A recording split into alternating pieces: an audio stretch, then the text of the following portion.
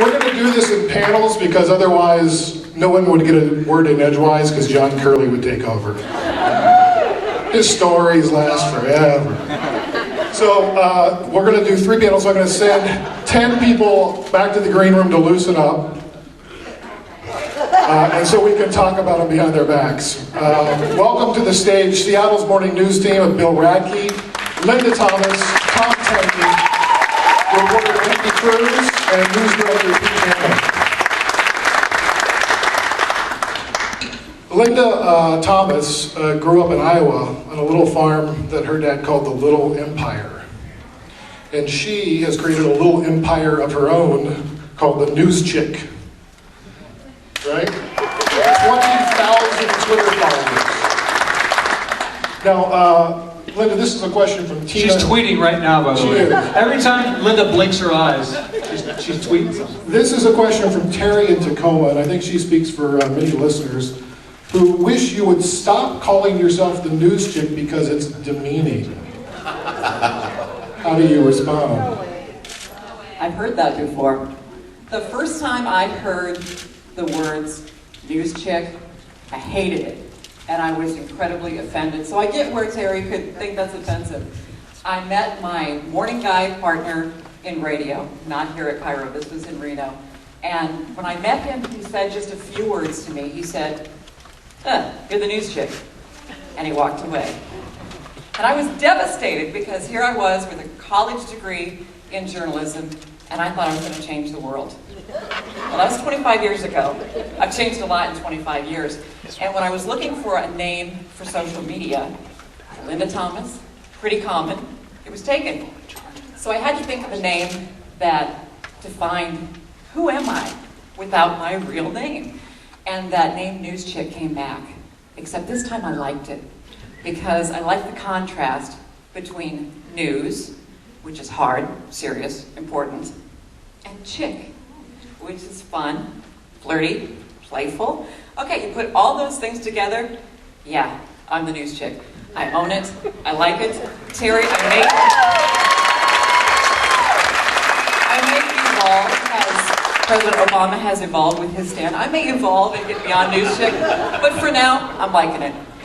Bill Radke, you grew up not too far from here. Went to high school at Decatur High School, Federal Way, just over the hill. In the middle of 9 kids, he once burned down a field while lighting firecrackers. Yes, I did. He decided after he started doing some work in radio that he wanted a more stable career, so he became a full-time stand-up comic. And in 1992, Bill won the Seattle International Comedy Festival. How do you celebrate a victory like that? I went out with a guy who had won before, and he said, buy yourself something with the prize money, because you may never accomplish anything again the rest of your life. Have something that you can own. So my picture is hanging at the Comedy Underground and across from the old King Dome, and the prize money is spent. And that's all I got. What'd you buy? I bought a bicycle. There wasn't a lot of prize money. I bought a mountain bike. So how often do you find humor in news? Oh, well, humor in news all the time. And sadness in news. I'm the weepiest person. Am I the weepiest person in the history of KIRO? Yeah, clearly. Absolutely. I've worked with a lot of guys. I started in KIRO back in 1988 as the night editor. Yeah. I've never met anybody quite as weepy as you. Yeah. But I love you. I love you. I get it from my dad. I may cry right now. The point is, though, a comic is supposed to be crying on the inside. You're the only comic I know that's crying on the outside. Right. Tom Tangney was a movie theater manager and projectionist. So he graduated with a 4.0 from Seattle University. Go Red Hawks. And this is how Tom describes his education. I'll forever be a dissertation away from a PhD in English at the UW. That's right. When you get to be as old as I'm a born academic. I think I was born to teach. I was born to be in front of students, but when you don't finish your dissertation, you don't get to the PhD, you're not allowed to teach at the university level. So instead, I've translated that to the radio, and I feel like now my classroom, I'm doing my best to kind of teach the world what I think about the world, and I hear a lot of nasty comments from my students out there in the listening populace. But it's a great give and take. So if KIRO was a movie, what kind of movie would it be, and what would you title it? Oh my God, you should have given me a heads up on this. I'm not really... Give them any of the You know, it's funny, I haven't given it much thought as a movie, but I have thought about our cast in Shakespearean terms since I was trying to be getting my PhD in English. And I think that the Seattle Morning News team, the way I think of it is, Bill Radke is Hamlet, Linda Thomas is Lady Macbeth, and I'm the fool in King Lear. And the thing is that all three of those characters don't belong in the same play, but they're all in tragedies. The reality of the situation is that everybody at KIRO thinks of Tom as our own Doc Brown from Back to the Future. That too. Normally my haircut. I got a haircut just for this occasion. Normally it's nice blonde. Brandi Kruse grew up in a small town in northwestern Minnesota, graduated from Nebraska, started in news when she was 18. That's true, which isn't too long ago. 5 years. So I don't have the experience these guys have. No, but you joined KIRO not more than a year ago, and you've already introduced us to Jason Pericall, Peter Keller, the Occupy movement, the Burger King investigation, and Borachini's Bakery, among many, many others.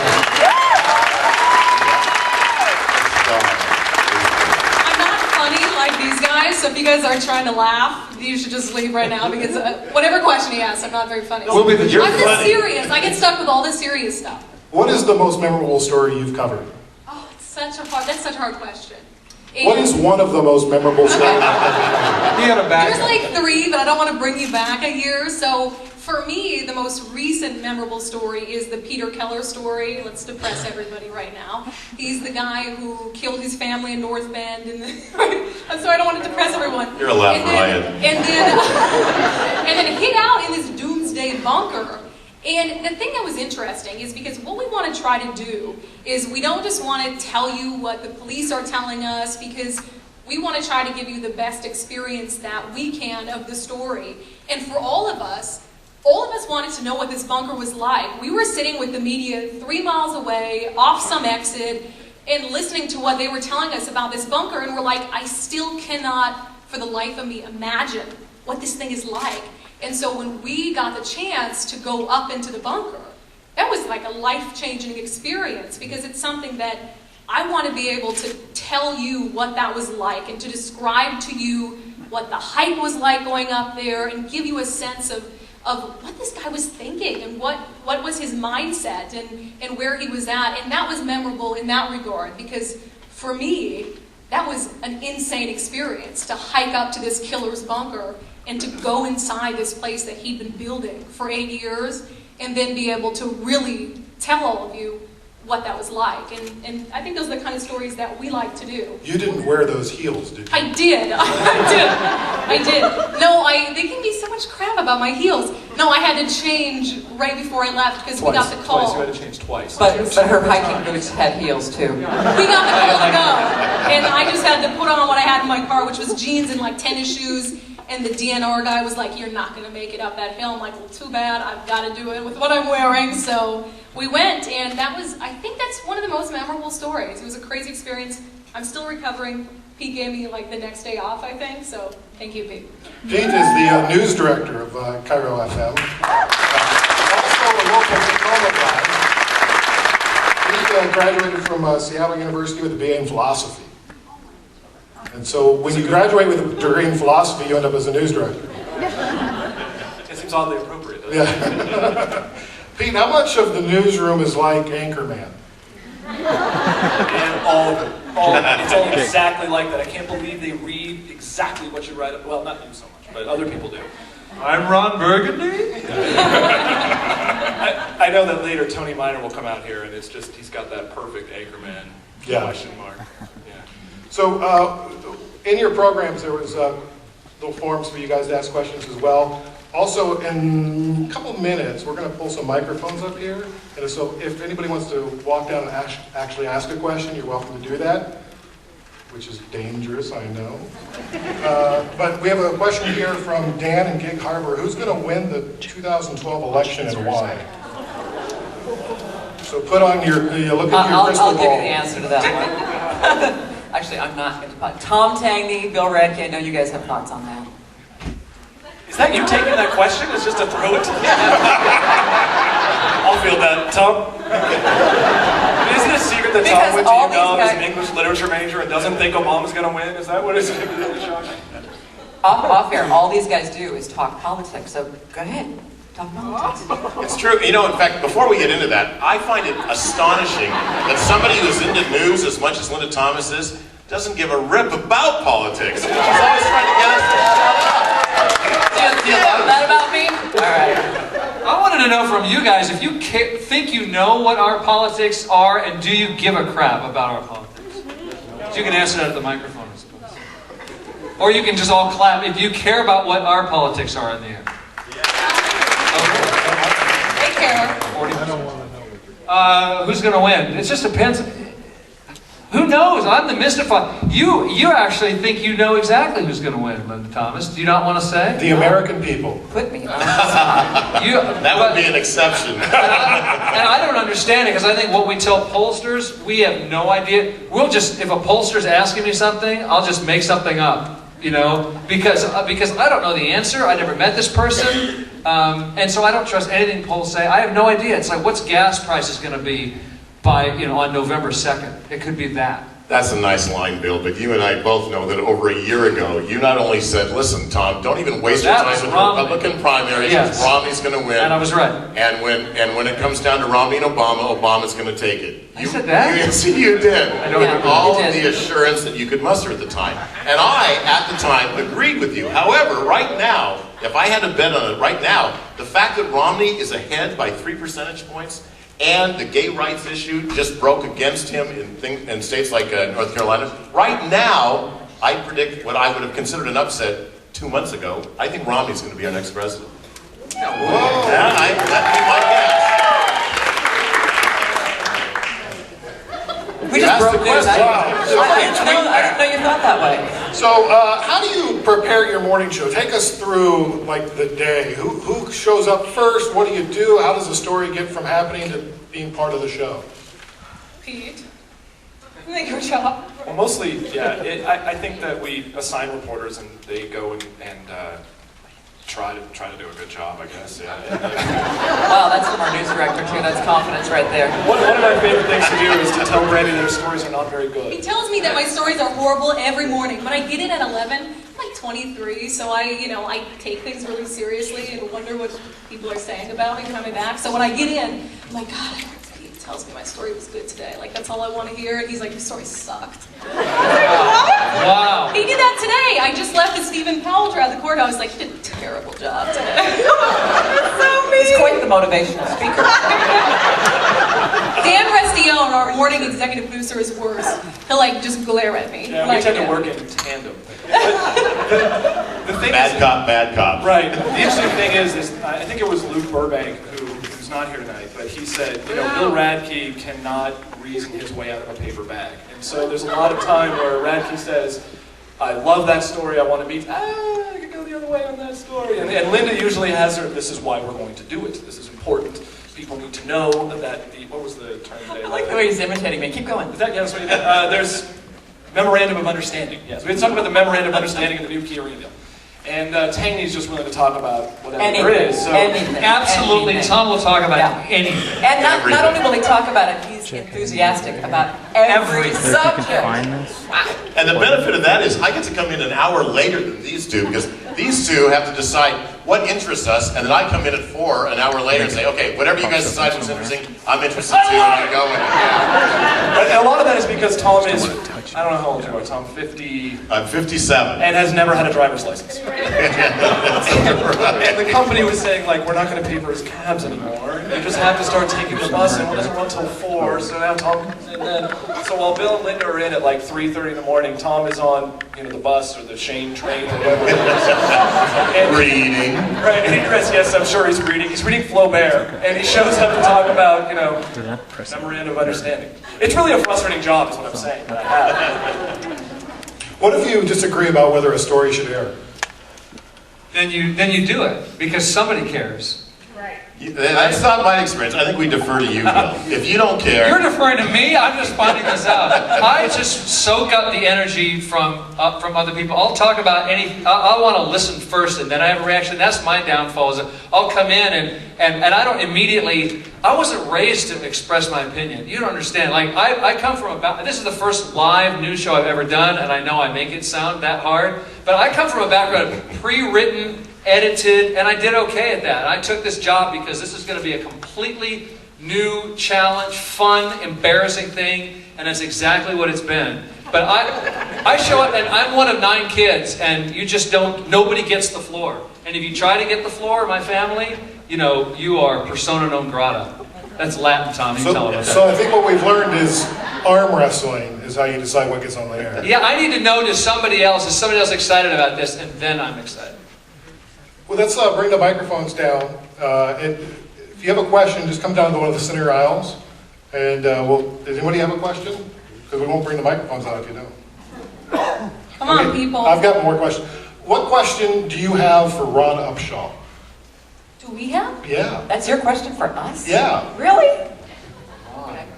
He's coming out later, and I need some prep. What does Ron Upshaw think of Seattle's morning news? What does he think of us? Okay. Why don't you ask him that? Ask him if he thinks the Ron and Don show would be better if it was the Ron show. Oh, I'll ask. How did he get top billing? How did he get top billing? That's a good one. So how much of your banter on the air is scripted and how much of it is spontaneous?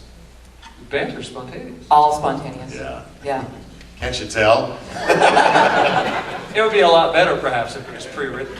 Now, Maybe we should script it. Let's get in early tomorrow and script it. Bill, you were the best man at Luke Burbank's wedding. Yeah. What's it like to work with him knowing you jinxed it? Yeah.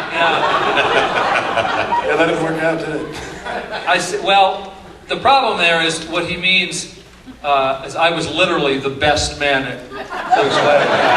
So I didn't understand I was there to fulfill any kind of formal role. No, he's, I think he thinks it worked out for the best, so I guess he would think. Okay. Brandi, how do you develop a story? Oh gosh, Pete probably has his own opinion about this. It comes a bunch of different ways. Some of our best stories, though, and I'll point to the Borachini's Bakery story, which just exploded like none of us ever thought it would, came from a tip from a listener. Honestly, those are some of the very, very best stories. So whenever we get investigative pieces, really, that's where those things are coming from. Like the Burger King investigation, that came from a source that somebody had. But other times, Pete will throw something at me in the morning and say, hey, we're really hot on this story. Will you look into it and see if you can make something out of it? But some of my favorite stories to do are the big stories that are happening, the stories that everybody's covering, but doing them better and in a more interesting way than anybody else is doing them, not just straightforward. I don't think it's any surprise that government officials tend not to tip you off on investigations, right? Like, there's the kind of thing that listeners tend, like, it's not as surprising about news that they don't just come up and say, like, we really screwed this up. Yeah, and I'm sure a lot of listeners send in tips and don't think we read them. But honestly, are those not the best stories we get? Absolutely. They are Social the best media stories we get. Stories through Twitter. There's only so many of us, but there's like thousands of you. I love getting tips. It's like my favorite thing. So. Okay, final question for all of you. Most embarrassing moment in radio? For all of us? I don't think I Not have. at the same time. I've got a good one. I'll go I don't first. have one. Want to hear mine? Yeah, I do. Okay. So when I first started KIRO Radio, I was what they called a desk assistant. And so I worked with Dan Restione, who's the morning producer still, and I sat there and we had these intercom buttons. And some of those go into Linda and Bill's ears, and some of them go to other places, whatever. One of them went right to the desk next to me, which was Dan. So I used to push this all the time. You could really scare people and say, hey Dan, what are you doing? And this comes to the speakers or whatever. And this was back when Bill Yen was on KIRO. It was like in 2000. And I'm pushing the button, I'm telling Dan all this stuff, like, you suck, and I hate you. I think you're terrible. Is it going to Bill? And Dan just looking at me going, I don't hear it. I don't know what you're talking about. And Bill Yen came running out of the studio, and I looked down, and I pulled my finger back, and I realized it's just flashing, like, to KIRO Anchor. And I was like 23 years old also, and Bill Yen just said, what the hell are you doing? And it was out over the air, and Bill's trying to read the story. What? He's So Bill Yen's like, because it goes right into your microphone, and Bill's like, and Bill asking away, I'm terrible. I'm sorry. We're gonna go to a break. And the whole time I'm just sitting there looking at Dan, you know, saying like, "You're the worst producer ever." And he came out and he got really mad at me. And he said, "What are you doing?" And then he went back in. And Dan's a real. I love Dan, but he's a real jerk. And he was like, "I think you're in trouble. I think you're really in a lot of trouble." And luckily he had worked it out with Bill Yen again to kind of stick me with it. And so Bill came out and said, "I think the word here that I'm feeling is grumble bunny." That's apparently what he was with the whole thing. So that was my worst moment. All right, should I go? Okay. I don't have a lot. Give me some time because I'm sure I'll have some doozies. But since we're in Tacoma, this is a good one. I was at, this is like right when I first started, which was like a year ago or something. And I was at Joint Base Lewis McChord covering this Senator Maria Cantwell press conference. And you know, we're supposed to be honest. I have like, you know, this thing for guys in uniforms. Who doesn't, right? So I was totally psyched to go cover this story. Guilty. I was so excited to go cover this story, and I had this like little purple dress on and these high heels, and they made the media like sit on this concrete slab. And I'm like, this is great, right? And so that's at the beginning of the press conference. We get up, we're going around and doing all these interviews, and all of like Joint Base Lewis McChord, swear to God, is like behind us, all of these people.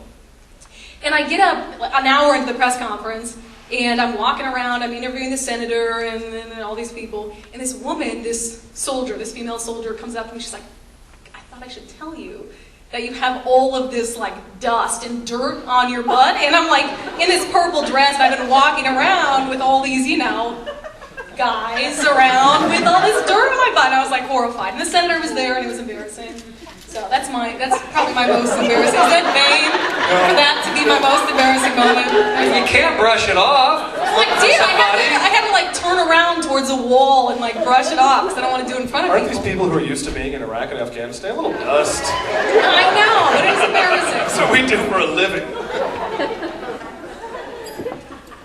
You know, so I don't know how, this is not that great a story, but it was the most recent embarrassment on the air. Bill pulled it on me a week ago about, I was in the middle of editing a movie review. I'd done my earlier version and it went a little long, and so I was intently editing as Linda was doing her news, and I realized, okay, I've got a couple of minutes of time here, I can edit it before I have to do it again. And Bill, at the end of Linda's newscast, just called me out and says, "Tom, what are you doing over there?" And I didn't really know how to play this game. I would have loved to, what I was thinking, I was editing in my mind, was that I'd like to tell him, I'm trying to cut down my movie review since you never give me enough time to do the whole thing, and I'm trying to shorten it to make it work. But instead, I kind of was caught off guard, and I didn't say anything. So it was this dead air for about 5, maybe, it felt like 30 seconds, probably about 5 I just refused to do anything else until he answered. So Bill just stared me down, and so I just kind of, I'm editing my movie review. I was really ripping him in my head, but I didn't say a word. Thanks, Bill. Go ahead, Bill. I haven't heard Linda's story yet. You know, the thing is, as my husband was saying, I live in the eternal present. Yeah. So I don't even remember this morning. I use that phrase all the time. I do. love I that. live in the moment. I'm sure I say stupid things every single day, but I don't remember any of them. Okay. I love that. I've stolen that phrase from you. Living in the eternal present. That one or the thing about saying stupid things every day. Oh, yeah. My very first job out of college, I went to Orlando, Florida, to a radio station there. So this was it was about 1987. We were in do you guys remember when the Associated Press wire machine, you know, Brandi, no bells went off when it was an important story? Yep. Okay, so the 3 oldest people on stage. Associated Press had a wire machine that brought the news to you, and if it was a huge breaking story, bells went off. So 5 bells would be Armageddon. I'd never even heard 4 bells before. We were in the newsroom. Bing, bing, bing, bing. Oh my God, we're all looking at each other. I run to the wire machine without even looking, because I'm a very that kind of eager, you know, I want to be there first. I'm 19 years old or something. You had a piece of metal on it, you put it down and rip the wire and rip it off the machine. I ran that in, stopped the classical music that was going on at the time. I said, I need the microphone, stop the record, open the microphone. This is completely being read cold. Good afternoon, this is Bill Radke, 90.7 WMFE FM. We have this breaking news in from Associated Press. President Reagan has been diagnosed with benign polyps on his colon. He is resting comfortably at Bethesda Naval Hospital, according to his doctor, Rear Admiral... That's as far as I got, because I started to laugh my head off on the air. And I thought that was the end of my career. And all the lines lit up, and I just thought, people are going to just scream at me because I'm so horrible and I should go back and move into my parents' basement. I pick up the phone, this guy's laughing his head off. He says, that was the funniest thing I've ever heard. And I've never gotten this kind of attention at all. I go, thank you very much. Next line, this woman's crying. She's laughing so hard. And so I just started to enjoy myself. Then I see the intercom line flashing, which is my boss. And I know, okay, that's it. I'm completely done. I make the long walk down the hallway. I'll never forget it. I go kind of peek around the corner in his office, sitting there at his desk with his arms folded. He said, I'm hanging out at the entrance to the office. He says, Radke, what did I hear on the radio just now? And I said, I don't know. What station were you listening to? Thinking maybe there's some he might not have me. There might be a wiggle room. And that was the most embarrassing day of my life. And ladies and gentlemen, career was born. Seattle's morning news. Oh, we have one question? Yeah, one question down here. I was a student in Mr. Tangney's class. Oh, is this going to get juicy? And I gotta say, he's the best teacher I had at the University of Washington the whole time I was there, and I knew you'd be famous one day. Oh, thank you very much. But I want to ask you, what was your dissertation going to be on? Oh my God. That's the best answer. How much time do we have? You can't even get a title half the time. in 140 characters or less. Yeah. My specialty was postmodernist literature, which is literature written after 1945, of course, all very self-reflexive. And I decided I was going to compare the way pop artists like Andy Warhol and Roy Lichtenstein and James Rosenquist used pop culture images, a low culture image in a high culture standing, compare that to the way literature worked. Things like Gravity's Rainbow, they would take very vulgar and low comedy names, but treat it in a very high comedy angle. In order to compare painting to literature, I had to sort of study up on something called semiology, which is a study of sign systems, French, and I spent so much time wading through the philosophical, the voyage of semiology and philosophy that I never got around to actually comparing the paintings to the books that I've abandoned. If I ever won the lottery and had all the time in the world, that's what I would write. You have to retell that tomorrow. Okay, one final question. Hi guys, first up I want to thank you guys for doing this refrigerator house because it's a great idea. Thank you very Thank much. you. Sure. I wanted to ask you the good news, bad news, no news. Have you guys ever thought about making it a podcast every day and doing it a little longer? We do now.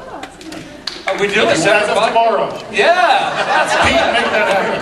I'm actually a little embarrassed that it's not already a podcast. Yes. I think it is. We could make it longer if Tom didn't talk quite so long. What do you mean? You just want it longer. All right, that's our time. This is Seattle's Morning News.